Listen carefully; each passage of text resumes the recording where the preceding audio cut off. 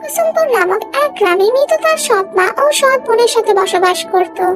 মিতুর সৎ মা ও সৎ বোন তাকে একটু পছন্দ করতো না, তাকে দিয়ে ঘরের সব কাজ করাতো।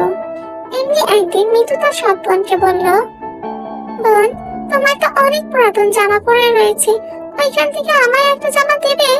এই শীতে ছেঁড়া জামা পরে থাকতে আমার অনেক কষ্ট হচ্ছে।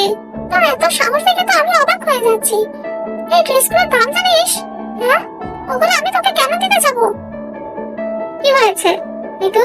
তোর কাছে সেই কখন আমি এক কাপ চা চেয়েছিলাম, তুই এখানে বসে কি করছিস? কি আর করবি, ওর এখন আমার মতো ড্রেস পরার শখ জেগেছে। তুই এই বাড়ির কাজের মেয়ে, তোর আবার এত শখ কিসের রে? নিজের বাপ মাকে তো খেয়েছিস, এখন আমাদের দুই মা মেয়েকে জানানোর জন্য এখানে পড়ে আছিস, তাই না? মিতু তার সৎ মা ও তার বোনের কথা শুনে অনেক কষ্ট পায়, তাই তো সে চুপচাপ রান্নাঘরে গিয়ে কাজ করতে থাকে। এইভাবে প্রতিনিয়ত মিতুর সাথে খারাপ আচরণ করত। এভাবেই দিন কাটতে থাকে। হঠাৎ করে মিতুর মা সৎ মা মিতালি অসুস্থ হয়ে পড়ে। ঋতু, না, আমার মনে হচ্ছে আমার সময় ফুরিয়ে এসেছে। তুই নিজের খেয়াল রাখিস, আমাকে এই পৃথিবীর মায়া ছেড়ে চলে যেতে হবে। এসব তুমি কি বলছো মা? তোমার কিছুই হবে না। বুড়িমা কি বলে গেলেন তো শুনিসনি? জাদুর দেশের জাদুর ফুল ছাড়া আমাকে সুস্থ করা কোনোভাবে সম্ভব না, কিন্তু ওই জাদুর দেশে কখনোই কেউ যেতে পারবে না, আর আমি সুস্থও হব না। এরপর ঋতু ও তার মা কাঁদতে থাকে। তখন আড়াল থেকে মিতু এগুলো শুনে ভাবে, সৎ মা হলেও তো তুমি আমার মা। বন্ধুরা, তোমরা তোমাদের নাম কমেন্ট বক্সে কমেন্ট করে জানাও, কারণ তোমাদের নাম দিয়েই তৈরি হবে আমাদের পরবর্তী কার্টুন ভিডিও।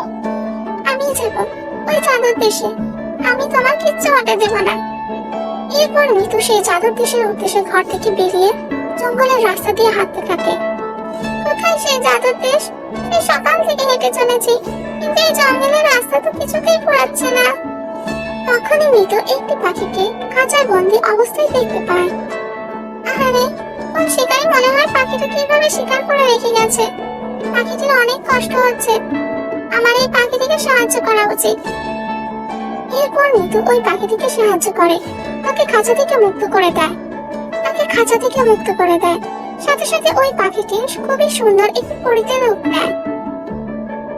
কে তুমি? তোমার প্রাণীর উপর এত মায়া?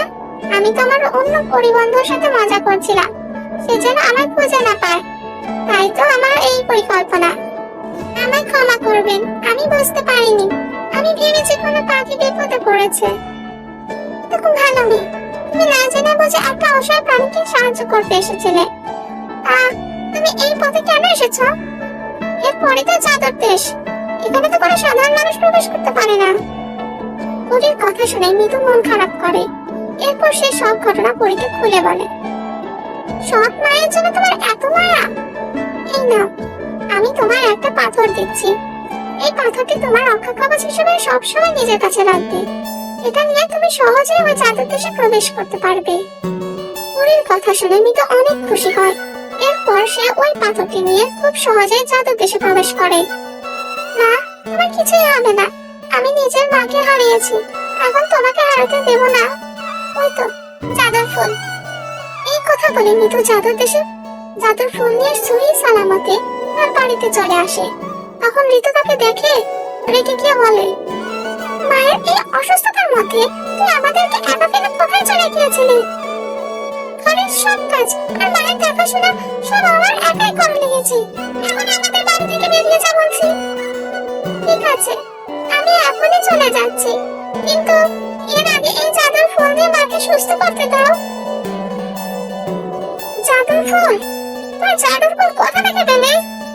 আমি তোমাকে না বলে জাদুর দেশে চলে গিয়েছিলাম জাদুর ফুল আনতে, আর আমি তোমাকে হারাতে চাই না। এই কথা বলে মিতু সেই জাদুর ফুলকে নিয়ে তার সৎ মায়ের গায়ে ছুঁয়ে দেয়। সাথে সাথে তার সৎ মা সুস্থ হয়ে ওঠে। মিতু, আমি তোকে অনেক কষ্ট দিয়েছি, তোকে কাজের মেয়ে বানিয়ে রেখেছি, তবু আজকে তুই নিজের জীবন বাজি রেখে আমার জন্য জাদুর দেশে গিয়েছিলে। আমায় ক্ষমা করে দে মা, আমি তোকে বুঝতে পারিনি। পর থেকে মিতালি মিতুকে তার নিজের মেয়ে ঋতুর মতোই ভালোবাসতে শুরু করে। মিতু তার সৎ মা ও বোনের সাথে সুখের স্বাচ্ছন্দ্যে হাসি আনন্দে তার বাকিটা জীবন কাটাতে থাকে। অনেকদিন আগের কোনো এক গল্প। দৌলতপুর নামের কোনো এক গ্রামে 5 বোন তার মায়ের সাথে বসবাস করত। 5 বোনের নাম ছিল পিঙ্কি, চুমকি, রুমকি, শম্পা ও নাজমা। তাদের মা ফুলবানু। স্বামীর মৃত্যুর পর ফুলবানু অন্যের বাড়িতে কাজ করে 5 মেয়েকে নিয়ে তার জীবন জীবিকা চালাচ্ছিল। এভাবেই চলছিল ফুলবানুর 5 মেয়ের জীবন জীবিকা। কিছুদিন পর নাজমার জন্মদিনের সময় চলে আসছিল, কিন্তু তারা দরিদ্র হবার কারণে স্কুলের প্রত্যেকটা মেয়ে তাদেরকে নিয়ে মজা করত। এমন একদিন নাজমার ক্লাসের বান্ধবী সুস্মিতা তার বান্ধবী রুমাকে বলল, রূপা, তুই জানিস আমার মা আমার জন্য ব্র্যান্ডের ও অনেক সুন্দর একটা লেহেঙ্গা নিয়ে আসবে। ওইটা পরলে আমাকে একদম পরীর মতো দেখাবে। আচ্ছা, এবার তুই বল, তুই কি পরে আসবি আমার জন্মদিনে? সুস্মিতা, আমার মা আমার জন্য ম্যাচিং করে ব্র্যান্ডের জুতা ও লেহেঙ্গা নিয়ে এসেছে। আমি এই ড্রেসগুলো পরে তোর জন্মদিনের পার্টিতে আসবো। কিন্তু একটা কথা, তুই কি আমার জন্মদিনে এই গরিব 5 বোনকে নিমন্ত্রণ করবি? আরে না না, এদের 5 বোনকে নিমন্ত্রণ করে আমার মান সম্মান হারাবো নাকি? এই গরিবেরা মনে হয় জানেও না যে বাড়িতে বলে কোনো উৎসব আছে। এদের প্রত্যেকটা দিনই একই রকম হয়, সাধারণের মতো। আর আমরা কোথায়? আমাদের প্রত্যেকটা দিনই খাস হয়, আর এদের কাছে তো ভালো কোনো কাপড়ও নেই। এরা কি কখনো আমাদের মতো বড় হতে পারবে? তাই তোমরা আমাদের এই ডিজাইনার ব্র্যান্ডের লেহেঙ্গা পরা দেখে সান্ত্বনা নিও, কারণ তোমাদের ব্র্যান্ডের ডিজাইনার লেহেঙ্গা পরার যোগ্যতা নেই। এই বলে সুস্মিতা ও রূপা তাদের 5 বোনকে নিয়ে হাসাহাসি করে। সুস্মিতা ও রূপার হাসাহাসি করা দেখে এদের 5 বোনের অনেক রাগ হয়। কিন্তু ঠিক তখনই বড় বোন পিঙ্কি বলে, হ্যাঁ, আমরা দরিদ্র, তাই বলে তোমরা আমাদেরকে নিয়ে মজা করতে পারো না। আমরা দরিদ্র, এটা আমাদের পরিস্থিতির শিকার। তোমরা অযথাই আমাদের নিয়ে হাসাহাসি করছো। এভাবে হাসাহাসি করা উচিত নয়। কি হয়েছে আমরা দরিদ্র বলে? আজকে যদি আমাদের বাবা বেঁচে থাকতো, তাহলে হয়তো আমাদের এই দিনটি দেখতে হতো না। তোমরা আমাদের সাথে ঝগড়া করো না, এত মানুষের সাথে ঝগড়া করে কোনো লাভ নেই। তোমরা দুজন যদি আর একবার আমাদের 5 বোনকে নিয়ে মজা করেছো, তাহলে কিন্তু তোমাদেরকে ছাড়বো না। তোমরা দুজন এখান থেকে চলে যাও। আর হ্যাঁ, তোমাদের এই বড় লোকের অহংকারগুলো অন্য কোথাও দেখাও, আমাদের কাছে নয়। পিঙ্কি যখন এরকম ভাবে কথা বলছিল, ঠিক তখনই স্কুল ছুটি হয়ে যায়। আর সবাই যে যার বাড়িতে চলে যায় এবং 5 বোনও তাদের বাড়িতে ফিরে আসে। কিন্তু তারা যতই প্রতিবাদ করুক, তাদের মনে সেই বান্ধবীর কথা গেঁথে গিয়েছিল। তারা ভীষণ উদাস হয়েছিল। তাদের উদাসীনতা তাদের চেহারায় প্রকাশ পাচ্ছিল। তারা যখন উদাস হয়ে রুমে বসেছিল, ঠিক সেই মুহূর্তে তাদের মা তাদের সামনে আসে এবং জিজ্ঞাসা করে, কি হয়েছে তোমাদের? আজকে এত উদাসীন দেখাচ্ছে? মা, আমরা দরিদ্র বলে আমাদের ক্লাসের বান্ধবীরা আমাদের নিয়ে খুব মজা করেছে। হ্যাঁ, ওরা আমাদেরকে নিয়ে অনেক মজা করেছে। আর তুমি কি জানো, আর কিছুদিন পরে সুস্মিতার জন্মদিন চলে এসেছে, যার কারণে স্কুলের বাকি মেয়েরা আমাদেরকে নিয়ে খুব মজা করছে। ওরা মনে করে আমরা কখনো জন্মদিন পালন করিনি, আর আমাদের ভালো করে পোশাকও নেই। তোমরা চিন্তা করো না, এবার আমি কিছু টাকা জমা করেছি। এই টাকাগুলো দিয়ে সুস্মিতার জন্মদিনের দিন তোমাদের কিছু নতুন ড্রেস কিনে দিব। এরপর আর কখনো কেউ আমার মেয়েদেরকে নিয়ে মজা করতে পারবে না।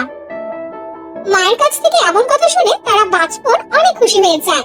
সব থেকে বেশি খুশি হয় ছোট বোন নাজমা, কারণ এই বছর তার জন্মদিনের উৎসব পালন করতে পারবে এবং নাজমা নিজের জন্মদিনে সুন্দর একটা ব্র্যান্ডের লেহেঙ্গা পরতে পারবে। এভাবে কিছুদিন কেটে যায়। হঠাৎ একদিন তাদের মা যে বাড়িতে কাজ করছিল, সেই বাড়িতে হঠাৎ করে পা পিছলে সিঁড়ি থেকে পড়ে যায়, যার কারণে তার পা ভেঙে যায় এবং পায়ে ব্যান্ডেজ করা লাগে। হঠাৎ করে তার মাকে এমন অবস্থায় দেখে তাদের 5 বোন ভীষণভাবে দুঃখী হয়ে যায়। তোমরা আমাকে ক্ষমা করে দিও, কারণ আমি এখন তোমাদেরকে নতুন লেহেঙ্গা কিনে দিতে পারবো না। কারণ এতদিন ধরে আমি যে টাকাগুলো জমা করেছিলাম, সেই টাকাগুলো আমার চিকিৎসায় ফুরিয়ে গিয়েছে। মা, তুমি এভাবে বলো না, আমাদের নতুন কাপড় চাই না। হ্যাঁ মা, সেটা ঠিক কথাই বলছি। আমরা তোমাকে পেলেই খুশি। আর হ্যাঁ মা, তুমি একদম চিন্তা করো না, দেখো একদম সব ঠিক হয়ে যাবে। এভাবে তারা 5 বোন নিজেদের মাকে ভরসা দেয়। এর ভিতরে নাজমার জন্মদিন চলে আসে। এতদিন পরেও ফুলবানুর শরীরে কোনো পরিবর্তন হয় না, যার কারণে নাজমা এই বছরও তার জন্মদিন পালন করতে পারে না। আর এভাবে তারা 5 বোন তাদের বাড়ির পিছনে একটা বাগানে বসে বসে আলাপ করছিল। আপু, সত্যি সুস্মিতার রূপার কপাল কত ভালো।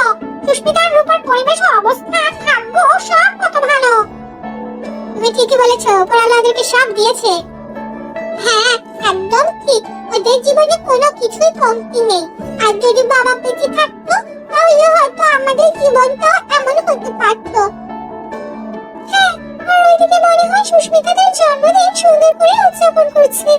আর এখানে দেখো, আমাদের কাছে ভালো পোশাকও নেই। হ্যাঁ, নাজমা ঠিকই বলেছে। আর যদি আমাদের কপাল ভালো থাকতো, তাহলে তাহলে তোমার জন্মদিনটাও আমরা ধুমধাম করে উদযাপন করতে পারতাম আর অনেক মজা করতে পারতাম। এভাবেই তারা 5 বোন তাদের দুঃখ কষ্ট একে অপরকে ভাগ করে নিচ্ছিল। ঠিক তখনই ওদের সামনে একটা সুন্দর পরী এসে হাজির হয় এবং পরী তাদের 5 বোনের কথা শুনে অনেক দুঃখী হয়। তাই পরী আর দেরি না করে ওই 5 বোনের সামনে হাজির হয় এবং তাদেরকে বলে, বন্ধুরা তোমরা তোমাদের নাম কমেন্ট বক্সে কমেন্ট করে জানাও, কারণ তোমাদের নাম দিয়েই তৈরি হবে আমাদের পরবর্তী কার্টুন ভিডিও। শোনো মেয়েরা, আমি পরী রাজ্য থেকে তোমাদের কাছে এসেছি সাহায্য করার জন্য। আর তোমাদের এই দুঃখ কষ্ট দেখে আমি তোমাদের জন্য কিছু একটা করতে চাই, যেন তোমাদের দুঃখ চিরকালের জন্য শেষ হয়ে যায়। সবই তো বুঝলাম, কিন্তু তুমি আমাদেরকে কিভাবে সাহায্য করবে? এরপর ঠিক সেই সময় পরী 5টা জাদুর লেহেঙ্গা বাড়ির সামনে হাজির করে এবং তাদের 5 বোনকে বলে, এগুলো কোনো সাধারণ বাড়ি নয়, এবং এই 5টি জাদুর লেহেঙ্গার বাড়ি। আর আমি এই 5টি জাদুর লেহেঙ্গা তোমাদেরকে দিতে চাই। আর এই জাদুর লেহেঙ্গা তোমাদের সব ইচ্ছা পূরণ করবে। শুধু তাই নয়, তুমি যদি চাও এই 5টি জাদুর লেহেঙ্গার বাড়ির ভিতরে বসবাস করতে পারো। কিন্তু হ্যাঁ, তোমরা কখনো ভুলেও এই 5টি জাদুর লেহেঙ্গার বাড়ির কথা কখনো কাউকে বলবে না। আপনাকে অনেক অনেক ধন্যবাদ পরী। আপনি যে আমাদের 5 বোনকে এত বড় উপহার দিলেন, এত সাহায্য করলেন, এটা আমরা কখনোই ভুলবো না। আজকে শুধু আপনার জন্য আমরা গরিব 5 বোন সব ভাগ করে নিতে পারবো। আপনাকে অনেক অনেক ধন্যবাদ পরী। এভাবেই তারা 5 বোন তাদের লেহেঙ্গা পেয়ে অনেক খুশি হয় এবং পরীকে ধন্যবাদ জানায়। অন্যদিকে পরীও তাদের 5 বোনকে জাদুর লেহেঙ্গা দিয়ে সেখান থেকে অদৃশ্য হয়ে যায়। এরপর 5 বোন তাদের মাকে নিয়ে আসে এবং তারা তাদের ঘরে চলে যায়। শম্পা তার মাকে নিয়ে জাদুর লেহেঙ্গার ঘরে ঢুকে যায় এবং জাদুর লেহেঙ্গাকে বলে, এই জাদুর লেহেঙ্গা, জাদুর লেহেঙ্গার বাড়ি, আজকে আমার ছোট বোন নাজমার জন্মদিন। এই জন্মদিন উদযাপন করার জন্য তুমি আমাদের একটা জন্মদিনের কেক দাও, আর তুমি তোমার জাদুর শক্তি দিয়ে আমার মাকে আগের মতো ঠিক করে দাও। এমন কথা বলতে না বলতে সেখানে সুন্দর একটা বার্থডে কেক এসে হাজির হয় এবং মুহূর্তে তার মা আবার আগের মতো ঠিক হয়ে যায়। অন্যদিকে তারা 4 বোন জাদুর লেহেঙ্গার কাছ থেকে তাদের ইচ্ছা মতো সবকিছু চেয়ে নেয়। এভাবেই তারা খাবার চায় এবং সঙ্গে সঙ্গে খাবার তাদের সামনে হাজির হয় এবং তারা 5 বোন ওইদিকে সুন্দর সুন্দর ড্রেস পরে রেডি হয়ে যায়। তারপরে বন্ধুরা সবাই মিলে নাজমার জন্মদিন উদযাপন করে। পরের দিন তারা 5 বোন যখন স্কুলে যায়, তখন সুমাইয়া, আরতি, বেদনা ও কমলাকে বলে, তোমরা ভাবতে পারবে না আমরা আমার বোনের জন্মদিন ধুমধাম করে পালন করেছি। আর হ্যাঁ, শুধু তাই নয়, আমরাও তোমাদের থেকে অনেক দামি এবং ব্র্যান্ডেড লেহেঙ্গা পরেছিলাম। আর এর পাশাপাশি আমরা তোমাদের থেকে দামি এবং সুস্বাদু খাবার খেয়েছি। আরে আরে, কে শুনতে চাইছে তোমাদের এমন গল্প? তোমাদের মনের গল্প তোমাদের নিজের কাছেই রাখো, আমাদের কাছে মিথ্যা গল্প করার কোনো প্রয়োজন নেই। আমরা খুব ভালো করে জানি তোমরা কতটা দরিদ্র আর তোমাদের সামর্থ্য কতটুকু। তাই তোমাদের এসব ফালতু গল্প আমাদের সামনে বন্ধ করো, আমরা শুনতে চাই না। আরে মিথ্যা কথা কেন বলবো? ওই আমাদের 5 বোনকে 5টা জাদুর লেহেঙ্গার বাড়ি দিয়েছে। ওই বাড়িগুলোর কাছে আমরা যা বলি আমাদের সকল ইচ্ছার বাড়ি পূরণ করে দেয়। হ্যাঁ, ও ঠিক কথা বলেছে। আমাদের কথা যদি তোমাদের বিশ্বাস না হয় তাহলে কোনো ব্যাপার না, স্কুল ছুটির পরে তোমরা আমাদের বাড়ির কাছে গিয়ে দেখতে পারো। এভাবে ওদের কথা শুনে সুস্মিতা ও রূপা অনেক অবাক হয়ে যায়। এই সময় তাদের বাকি 3 বোন সেখানে উপস্থিত ছিল না। এরা তো জানতোই না জাদুর লেহেঙ্গার কথা। এরপর স্কুল ছুটি হওয়ার পর যখন নাজমা ও শম্পা সুস্মিতা ও রূপাকে জাদুর লেহেঙ্গার বাড়ির কাছে নিয়ে গিয়ে বলে, এই জাদুর লেহেঙ্গার বাড়ি, তুমি আমাকে জলদি জলদি সুস্বাদু খাবার দিয়ে দাও। নাজমা ও শম্পা ঠিক যখন জাদুর লেহেঙ্গার বাড়ির কাছ থেকে আমার খাবার চায়, ঠিক তখনই জাদুর লেহেঙ্গার বাড়ি উধাও হয়ে যায়। ওদিকে ওদের 3 বোনের কাছ থেকেও জাদুর লেহেঙ্গার বাড়ি অদৃশ্য হয়ে যায়। তখন সুস্মিতা, রূপা, শম্পা নাজমাকে নিয়ে আবারও হাসাহাসি করে। এরপর সুস্মিতা ও রূপা সেখান থেকে হাসতে হাসতে চলে যায়। এরপর তারা 5 বোন আবারও সেই আগের অবস্থানে ফিরে যায় এবং আগের মতোই জীবন যাপন করতে থাকে। তো বন্ধুরা, এই ছিল আমাদের আজকের গল্প। আশা করি গল্পটি তোমাদের কাছে খুব ভালো লেগেছে। ভালো লাগলে আমাদের আজকের গল্পটিতে একটি লাইক দাও, কমেন্ট করো আর তোমার বন্ধুদের সাথে শেয়ার করো। আর যদি আমাদের চ্যানেলে নতুন হয়ে থাকো তাহলে